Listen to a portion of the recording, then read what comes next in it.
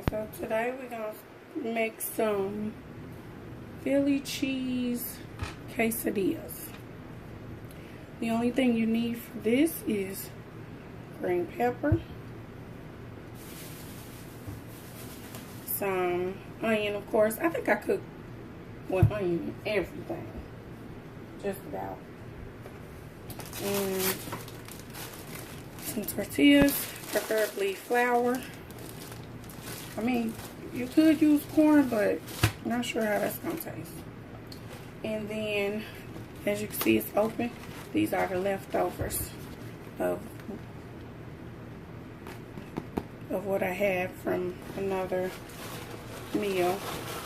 Take it out so you can see what they look like. But they pretty much, they look like this.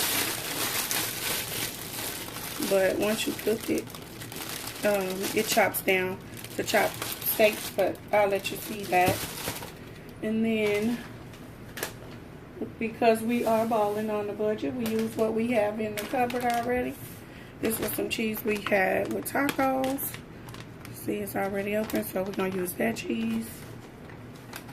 And then also, this is some other cheese that I had already. This is queso fresco. This cheese is so good. I like this cheese. You can actually just fry this cheese by itself and just eat it like that, which it tastes really good that way. But I do like to dice it up and mix it with other cheeses, and it's delicious. So when we come back, first thing we're gonna do is get these in the pan and get these diced up.